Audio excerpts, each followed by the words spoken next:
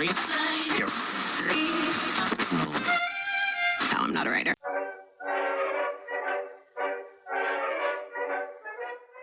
Solito discorso, pizza nella mia bellissima pentola slash forno. Se no il forno quella. E dove abito? Dove abito? Dove abito? Tac. H. In un campo rom. Ciao CP. Ok, è tipo mezzanotte, sono andati tutti a letto. Io sono no, ubriaco, però insomma un po' brillo, quindi insomma voglio andare a letto, non ne ho. E ci sono tantissimi rumori di animali, veramente tanti. Noi abbiamo le finestre aperte con le zanzariere, tanto. Da una parte un pitbull, dall'altra un coltello lungo 2 spanne, quindi voglio dire, problemi non me ne faccio. E, e niente, ho sta fissa del camper nuovo. È vero che manca ancora tanto, quindi insomma ci vivrò ancora parecchio su questo camperino qua che adoro, eh. L'unica cosa, vabbè, nel frattempo insomma mi mancava 2 basto qui insomma per l'inverno, per le gelate o per i periodi di forte vento, però giustamente dici cazzo vado a spendere 1500 euro su un camper che poi devo cambiare, che non so neanche se lo venderò, se lo vendo tipo 8500. È un prezzo che io ho stimato, che è il valore del camper rimesso a nuovo con accessori molto costosi, 1300 i pannelli, 1500 il frigo, quindi insomma mi sembra più che giusto. E se così non dovesse essere, inizio a squartare il camper, cioè gli tolgo tutto dalle casse al frigo se dovesse servire, ma non credo perché il camper che ho mirato ha il frigo enorme, quello grande come quello di casa.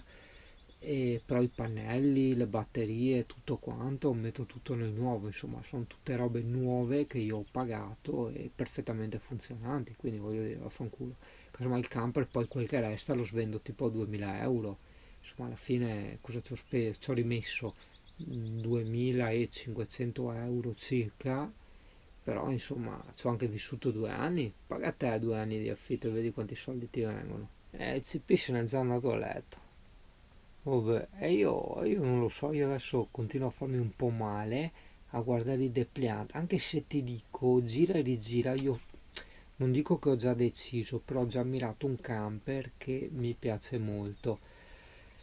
Ci ho pensato molto, è vero che io sì adoro andare nel wild, andare a imbucarmi, giro molto, quindi è importante il parcheggiare, tutto quanto, però ci penso, io sì vivo molto alla giornata, però cerco comunque anche di far tutto con un po' di testa, quindi un minimo ogni tanto, qualche piccolo break di questo vivere alla giornata lo proietto nel futuro.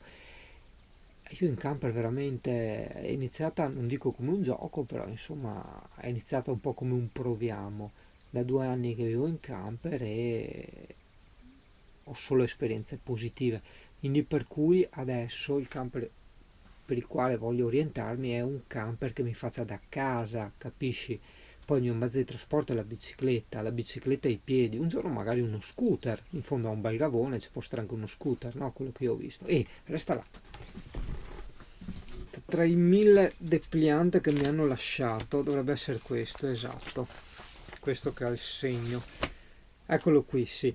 Allora, il camper che piace a me al momento come disposizione, anche se la scrivania, il tavolo non va assolutamente bene perché uso il computer, quindi dovrò cervellarmi per capire come fare il tavolo computer, è l'Itineo FB650 Nomad. Tu vedi è questo bellissimo motorhome, a me i motorhome piacciono tantissimo, però quelli moderni e compatti. Questo è un 6,50 m, 55 per la precisione, a me andrebbe bene sinceramente.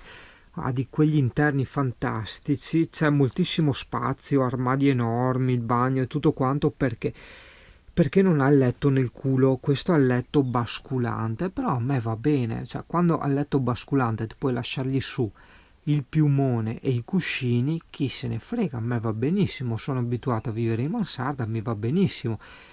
C'è comunque spazio sufficiente per farsi l'impitonatina, non chissà che, però insomma.